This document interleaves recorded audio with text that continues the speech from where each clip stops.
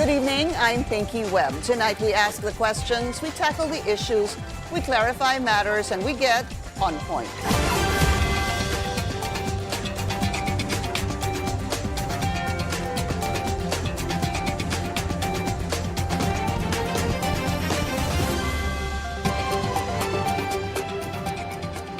It's been more than a year since an alleged hacking reportedly targeted the government's eGov platform, meant to be a one-stop shop for public services.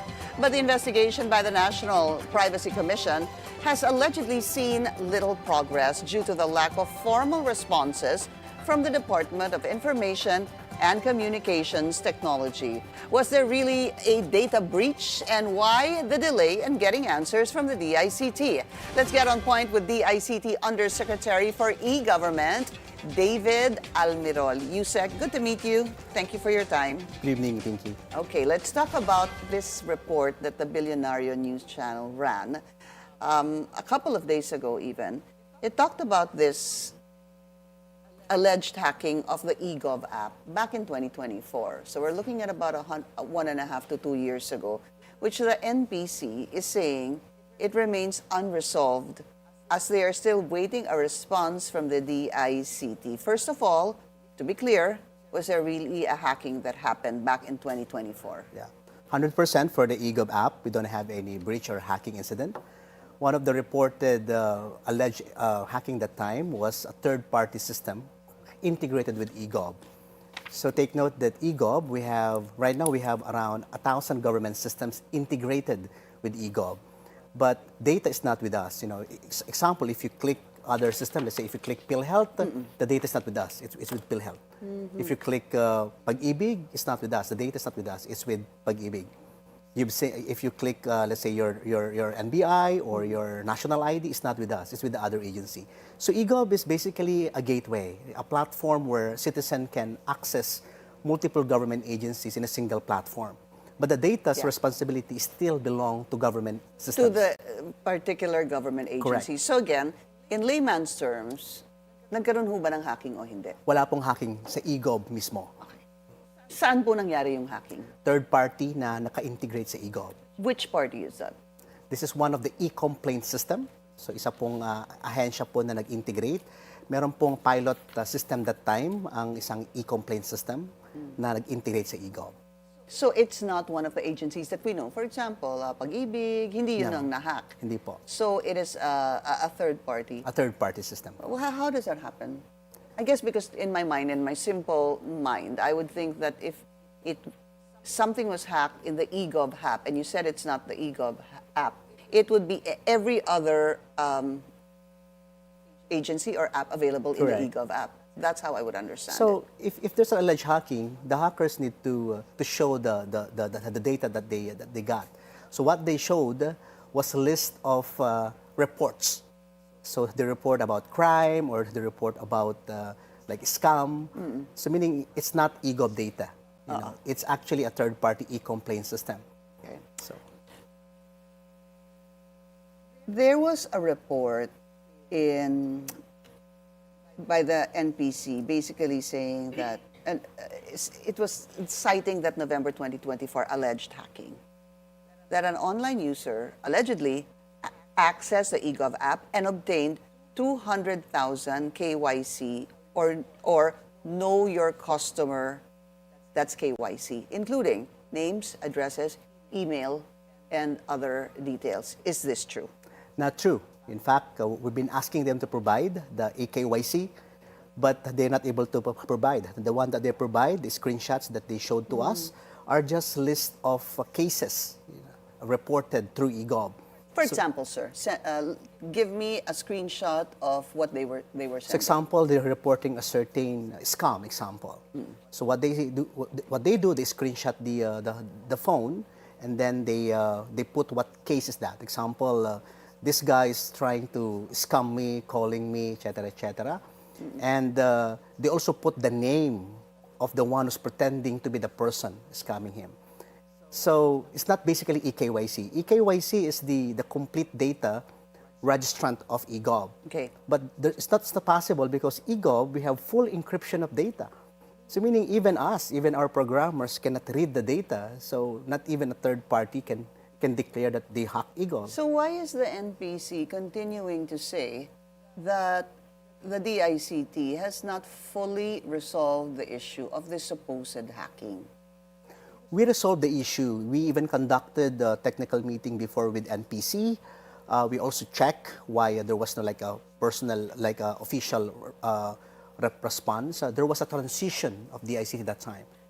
So we're looking for, because you need to have a DPO, a data privacy officer, to respond. So at that time, there was no DPO To of respond the DICT. to the NPC. NPC, Okay. yes. Because take note that each government agency, they have this officer, so-called data privacy officer. So this is the personnel designated to respond to any inquiry from NPC. So happened that that time we don't have a DPO at that time. Did the DPO eventually respond to the NPC? Because we don't have that DPO at that time, so no responses from the ICT. But in the technical side, we conducted the inquiry and technical meeting with NPC, and were able to explain to them that there was no hacking at all.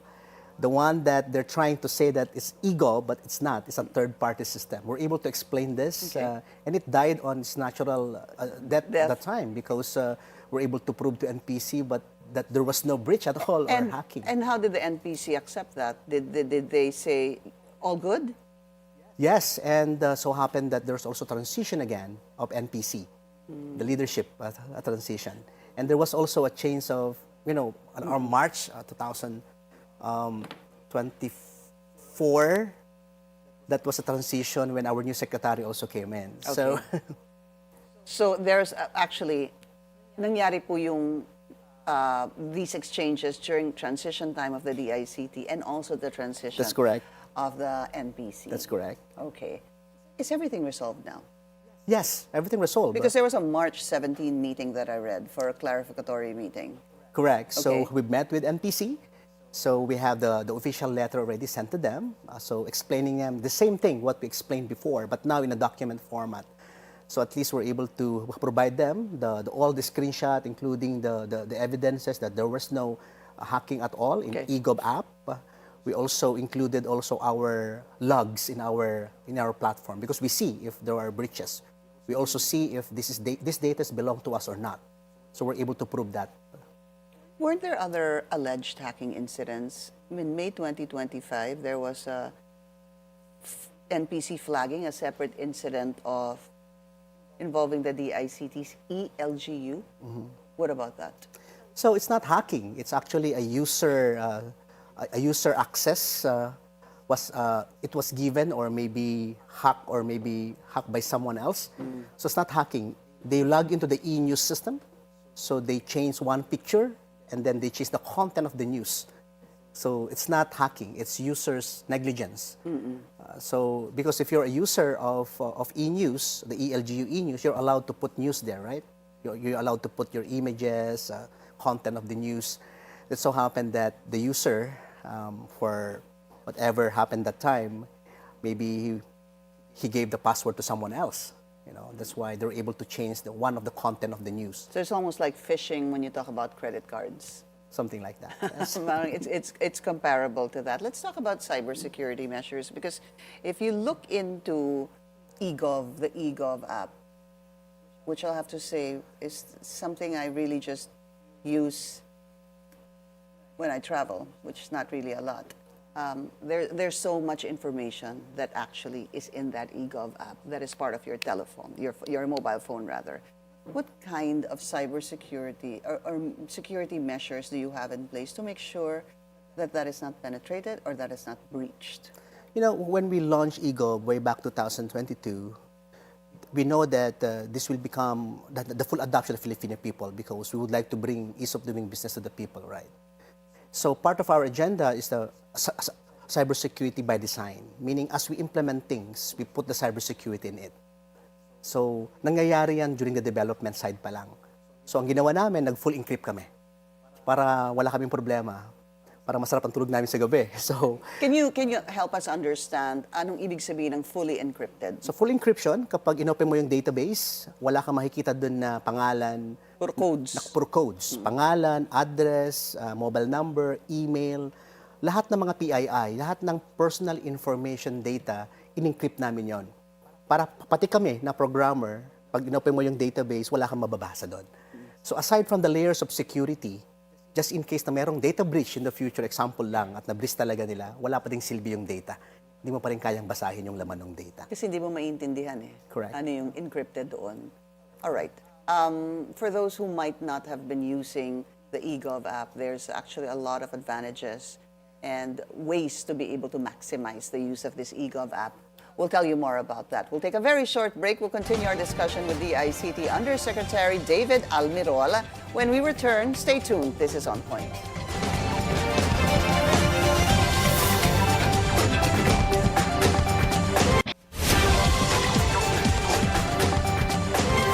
Welcome back. Still with us, the DICT Undersecretary for E-Government, David Almirol.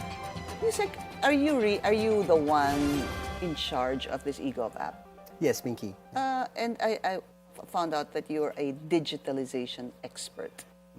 You were also a former CEO and founder of Multisys, Yes. a software that was acquired by MVP. And you eventually joined government. What made you do that? Did you know the president? What made you decide to be part of government and lend your expertise? You know, one time, I don't know the president, but he visited Multisys that time. So I'm quite inspired of someone discussing about digitalization is one of the tools to to curb corruption, to expedite processes. Ako personally na-inspire ako nung na-meet ko si BBM na naintindihan niya yung technology na ito pala yung isang tool para dumali ang buhay natin. Kasi alam mo, ako as a Filipino, imagine mo, kailangan mo pumunta sa maraming agencies ng paulit-ulit, di ba? Talaga. You have to submit your document, your first name, last name, middle name, you sign again, you do biometrics again, pabalik-balik. Pwede naman palang i-simplify. So that moment, nung nag-uusap kami ni BBM, we're discussing that, and posible pala. So, during the campaign, kahit papaano, they also engaged me for some things, like yung mga vlogs, mga ganyan, tumulong din po kahit papaano. Then after the winning, yun na. So, I was invited to join. Of course, ayaw ng pamilya ko, ayaw ng kids ko na mag-join. But one thing that really made me join is BBM told me that once in a lifetime, magsisilbi tayo. Ako naman, I came from nothing. And I don't know if you know my story, but as a full-stack programmer, I'm a programmer. Dati mag-isa lang ako nagko-code eh. Encoder? No, coder. Coder. So I code different kinds of systems. Okay. So way back 2009 to 2014, mag-isa lang ako eh. I was in a squatter area in Santa Ana. So literally, walang-wala ako. But I was so blessed to have more clients that time because I love to prove myself that I can do the job. And then 2015, I assembled my first team. 2000 when? 2015. Okay. So we were 5. So we call them the Avenger team. So and then lumaki yung kumpanya. 2016, 17, 18.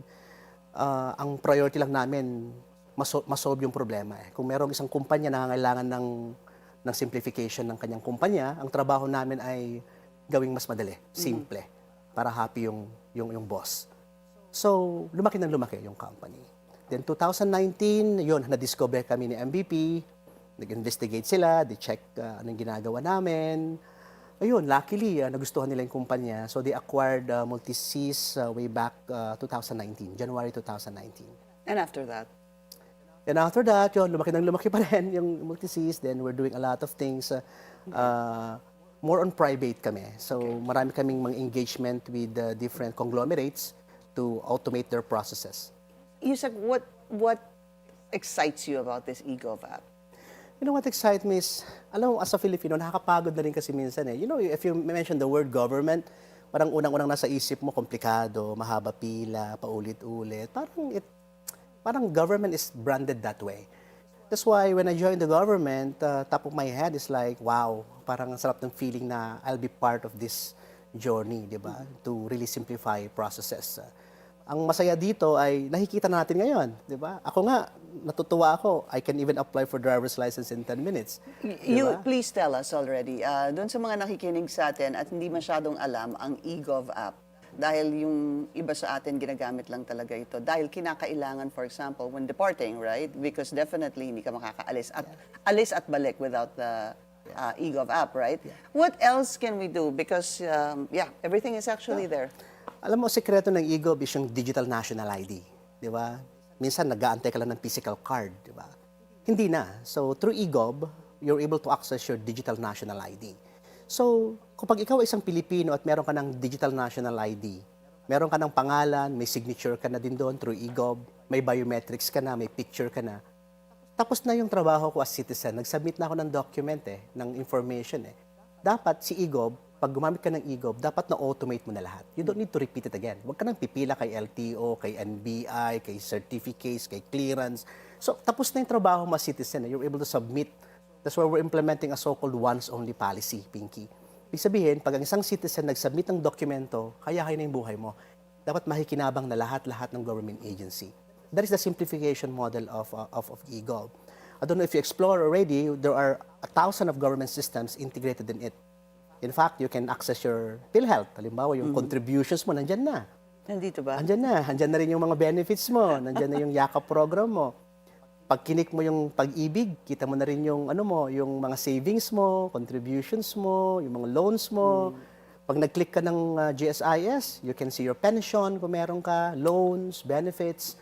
So napakaraming mga simplification model. Hindi lang yon, Pinky. Dinagdagan na rin natin ng mga life lightening features ng eGov. Pwede ka rin mag-apply ng trabaho. May i-resume na rin diyan.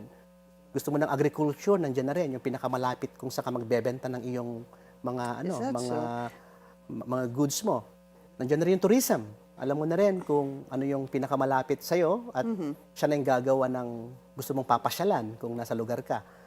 Nandiyan rin yung AI. Huwag ka na magbayad ng ChatGPT. Yeah, libre po yan, nagbibigay ng gobyerno. May AI daw dito sa eGov. USEC actually showed me a while ago. Okay. So there's so much to do. There's so much, yeah. We just need to explore it more. And maybe there should be more information dissemination, sir, on the use of this eGov. I think yung hindi mo pa nadidiscover, para siyang magic.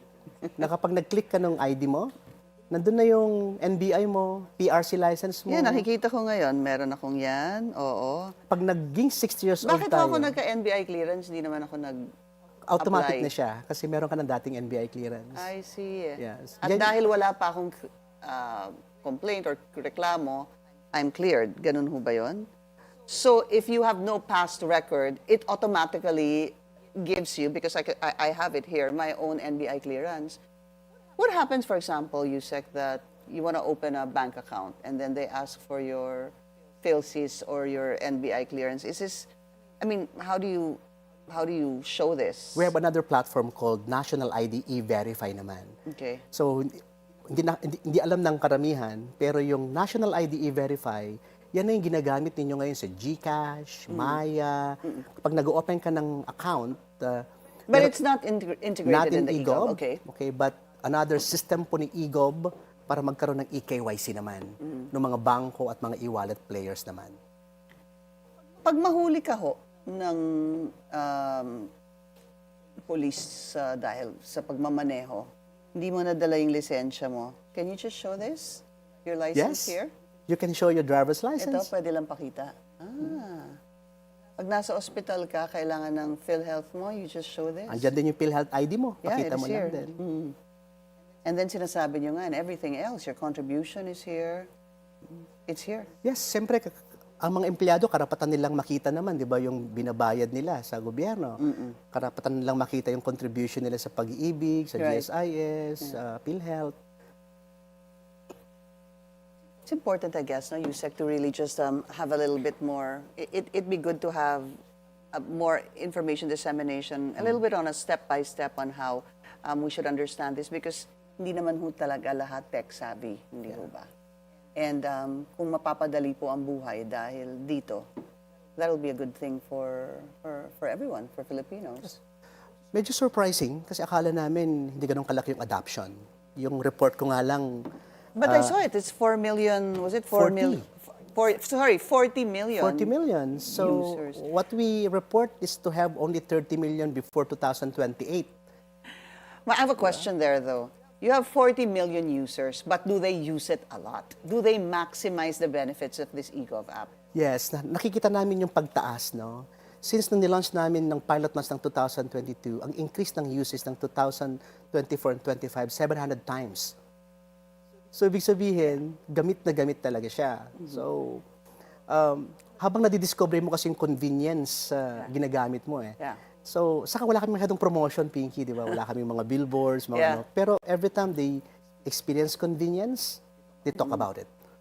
Yeah, but might be good also to add a little bit more there for, again, information dissemination. Kasi marami rin po talaga tayong mga kababayan na, well, I for one didn't know it had all these features. I'm just going to say that already on air until you showed it to me. And it's good to know that it's actually all here. So what can we expect in the next months or years? I mean, what are you working on now? You know, if we discuss all the features of eGov, we need like a week to discuss. But you know, kahit kailangan mo ng financial assistance, you go to eGov.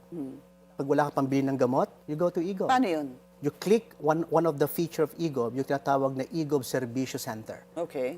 Once you click that button, you can set appointment. Dalawang branch na po tayo. We have one in Cebu and we have one in San Juan. So, halimbawa, wala ka pambili ng gamot o pambayad ng ospital, mag-set appointment ka gamit ng eGov. Picturean mo lang yung mga, halimbawa, yung medical certificates mo, yung kayang bayaran. Pag napunta ka na sa eGov Servicio Hub, nandun na po lahat ng agencies. Nandun na yung DSWD, nandun ang DOH, nandun ang Hindi ka na PhilHealth. kailangan pumila? Yes, kasi nga na-automate na yung ano mo yung data mo eh. So, like yung experience namin sa Cebu, we've launched this together with the President like 2 weeks ago. In 10 minutes, nakakuha ng assistance yung tao na walang pambayad ng ospital. Are you sure hindi dahil nandun lang si Presidente? Hindi naman. So, I think we've experienced this but not asking people to manually input data. Wala na yung papel na pauupuin mo, pa-fill upin mo ng documents sa isang tabi. eGov is like a one-time, big-time data encoding process. Sana Yusek ganun din, ano? Pag namimigay ng ayuda, is that something that you foresee in the future for, let's say, like right now, what's happening with the oil price hikes? Kasi ganun din nangyayari ngayon, pumipila. Hanggang dun kaya pwedeng umabot ito? Marami na po kami binibuild ngayon. You know po, sa amin sa eGov team, ayaw po namin magsasabi ng isang bagay na hindi pa live. Okay. So, it's always result the first announcement, right? At may ginagawa na po kaming ayuda system ngayon, kasama namin po ang DSWD dito. In fact, we're launching soon po yung MAIP program. So kung mag-request ka ng medical assistance, kasama na rin po sa eGov po yun. Right, okay. So, kaya marami po kaming mga new features po na ginagawa po ngayon. Maybe also when you have the new features, sir, we can invite you again and let's talk about it. Malaking tulong po ito. Of course, Pinky. Of course. Maraming salamat po. DICT Undersecretary for eGovernment, David Almirol. Thank you, sir. Thank you. Thank you.